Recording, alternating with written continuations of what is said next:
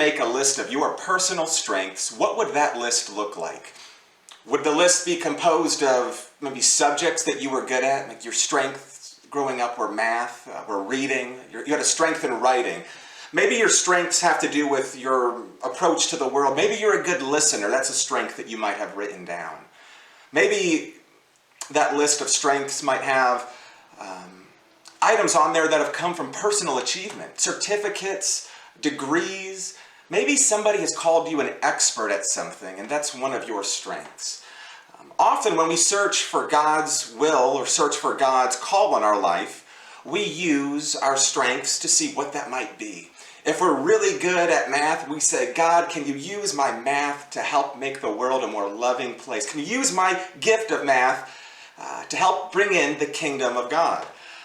Very often we give ourselves ratings as to what we are good at, and very often you and I love to work from our strengths, where we are experts, where we are good at things.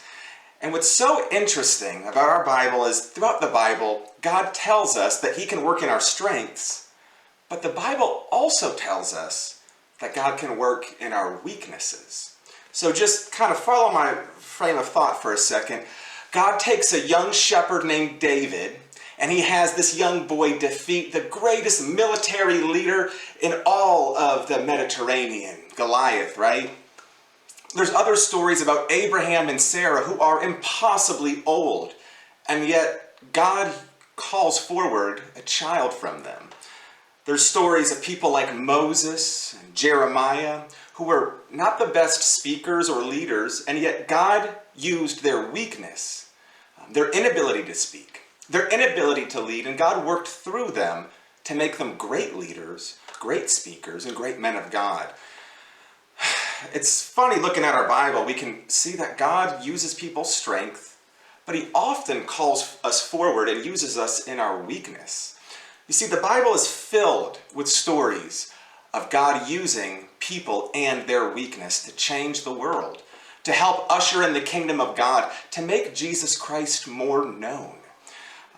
Very often, you and I go to God with our strengths, with our degrees, with what we are experts in, and we say, God, I want to build your kingdom. Use this. Use what I'm good at. Use my strengths.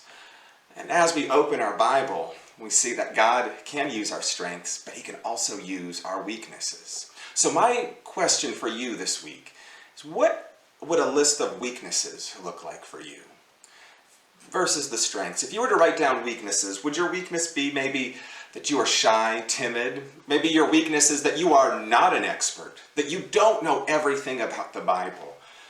Can God still use that? Can God still use what you are weak in to benefit the world, to change the world, to help usher in the kingdom of God? Don't discount your weakness and don't discount your God, because it has never been about who you are. It has never been about the achievements that you've accomplished. It's always been about whose you are. It's always been about the God who works through you, the God who loves the world through you, the God who forgives through you. So as we go to the world, let's also bring our strengths and our weaknesses for God to work through. Grace and peace.